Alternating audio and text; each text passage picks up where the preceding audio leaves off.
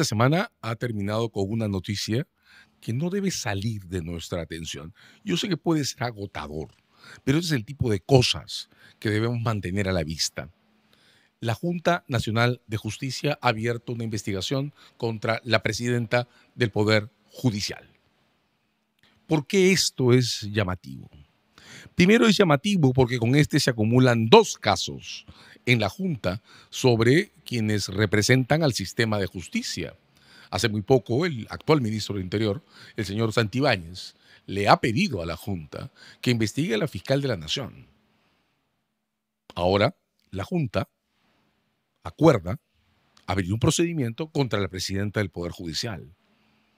¿Quién es quién en esta historia? Bueno, la Junta es una nueva o tiene una nueva conformación. Está ahora integrada por magistrados que fueron elegidos el año pasado. Acaba de abrir funciones. Esta es la Junta que reemplaza a aquella otra que fue acosada sistemáticamente por el Congreso de la República. De varias maneras, este es el primer torneo de tensión institucional que se está abriendo alrededor de la Junta. No es poca cosa. Fiscal de la Nación, presidenta del Poder Judicial. La Junta está hecha para esto, también hay que decirlo. La Junta tiene por competencia revisar casos sobre magistrados. En eso no hay nada de llamativo. Lo particularmente llamativo en esta oportunidad es que la presidenta del Poder Judicial también es una magistrada recientemente nombrada en el cargo. Fue elegida terminando el año anterior. Janet Tello acaba de comenzar su gestión y la ha comenzado con una línea de discursos muy fuerte en torno a la protección de la independencia de los tribunales y a la necesidad de racionalizar la producción legislativa del Congreso. Janet Tello recibe una Corte Suprema que hace muy poco tiempo revisó sus posiciones sobre cómo abordar la crisis de legalidad institucional en la que ahora estamos. Viene de una reunión con la fiscal de la Nación, la otra magistrada, que están intentando, que el ministro del Interior quiere llevar ante la Junta, con ocasión a las primeras demandas de disconstitucionalidad que la fiscal de la Nación ha planteado sobre el último tramo de producciones de leyes del Congreso sobre justicia penal. Janet Tello no es una magistrada que pueda ser encasillada políticamente en los términos binarios, polarizados, con los que estamos habituados. En este último tiempo nos hemos habituado a seguir la política. Es una magistrada de trayectoria, de carrera, elegida en un proceso complejo pero limpio por sus pares en la Corte Suprema.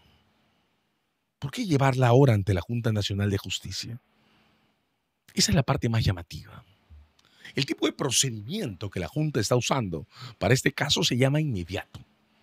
Es el tipo de procedimiento que se utiliza cuando hay una urgencia, cuando se procede contra un magistrado o una magistrada que tiene capacidad de maniobra sobre los hechos por los que se le investigan. Se usó contra Patricia Benavides, pero porque Patricia Benavides era fiscal de la Nación. Y uno de los casos más importantes, el más importante que provocó sus investigaciones, fue su intromisión en las investigaciones contra su hermana, la jueza Emma Benavides, que tenía cargos, se enfrenta a cargos por favorecer narcotraficantes en una sala penal que ella integraba. Entonces, claro, el procedimiento inmediato era urgente. Había que proceder porque la señora tenía una posición objetiva que le permitía incidir sobre las investigaciones por las que a ella se le investigaba. ¿Cuál es la urgencia en el caso de la señora Janet Tello? El caso que se está abriendo en la Junta Nacional de Justicia no se refiere a su posición como presidenta del Poder Judicial. Ni siquiera se refiere a una historia en marcha. Se refiere a un caso que ya está cerrado.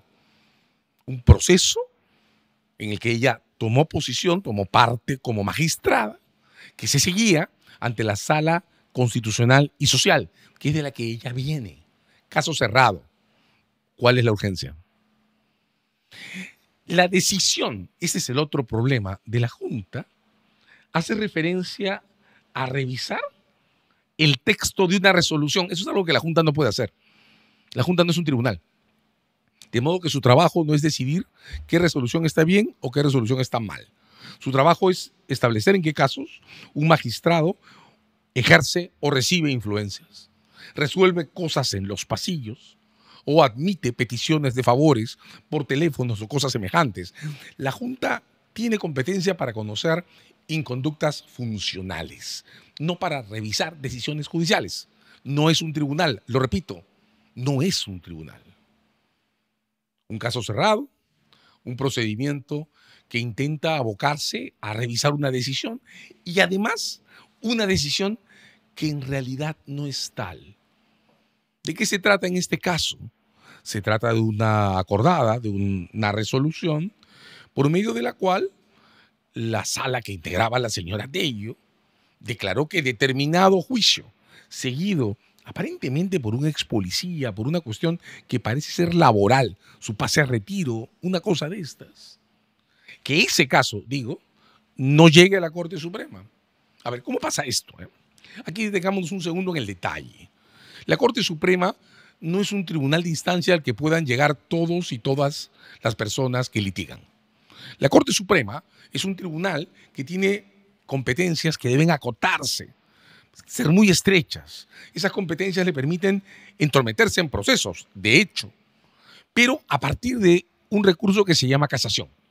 Es decir, un recurso especialísimo que está regulado en las leyes de cada tipo de procedimiento, pero que tiene por objeto que la Suprema solo reciba esos casos que marcan, que definen, que tienen impacto sobre sus líneas de jurisprudencia, los más serios en términos legales o constitucionales. Por eso, a diferencia de lo que pasa con los procedimientos normales, la casación se admite muy pocas veces. La Suprema muy pocas veces debe autorizar que un caso llegue hasta esa instancia. Tiene derecho, además, a rechazar los recursos, no porque los litigantes sean buenos o malos, o merezcan o no merezcan ganar o perder, sino que tiene derecho a rechazar los recursos cuando no impactan sobre la actividad normal de la Corte Suprema. Pues bien, si uno lo pone en números, la mayor cantidad de decisiones de la Corte Suprema, y eso es perfectamente razonable, lo que dicen es que la Corte no se va a involucrar en un caso que ya tuvo dos instancias, tuvo una decisión definitiva y no tiene ninguna visibilidad que justifique que la Corte se entrometa. Son miles de decisiones de este tipo. Bueno, la Junta Nacional de Justicia ha decidido abocarse en una de esas, en una de las miles de situaciones que no son recibidas por la Corte Suprema. ¿Por qué? ¿Dónde está la urgencia? ¿Para qué nos sirve utilizar un organismo como la Junta Nacional de Justicia para discutir un asunto de esa envergadura? ¿Qué pasa si comparamos el nivel de tensión institucional que supone que la Junta se aboque a discutir un asunto que compromete la carrera de la presidenta del Poder Judicial con el peso específico de una decisión de ese tipo? Una decisión que podríamos decir es casi de simple y mero trámite. ¿Qué nos dice la falta de proporción entre el asunto que ha elegido la Junta Nacional de Justicia y el impacto que tiene que se aboque a un procedimiento que incluso, en teoría, puede terminar con la suspensión o la destitución de la presidenta del Poder Judicial? ¿Para qué hace esto la Junta? La escena es dramática y no admite prejuicios. Es, lo repito, el primer ciclo de tensiones institucionales que alcanza a la actual Junta Nacional de Justicia. El primer ciclo. Lo que la Junta Nacional de Justicia va a definir en este procedimiento y en ese otro que ha pedido el ministro del Interior contra la fiscal de la Nación es cuál es su tesitura institucional. ¿Qué papel va a jugar la Junta Nacional de Justicia en el entramado que ahora enfrentamos, en el que la legalidad ha disminuido su propio impacto sobre el sistema, en el que el Congreso ha decidido, la mayoría en el Congreso, autoconvertirse, autoproclamarse, no solo primer poder del Estado, sino primer gestor de intereses privados en este país, en el que el Constitucional todavía está sometido a críticas por no haber hasta ahora planteado de manera consistente una identidad propia dentro del entramado institucional que le ponga como lo que debe ser control de las decisiones del Congreso, en el que la Defensoría del Pueblo se ha desdibujado, absolutamente. En ese marco, ¿qué papel va a jugar la Junta Nacional de Justicia?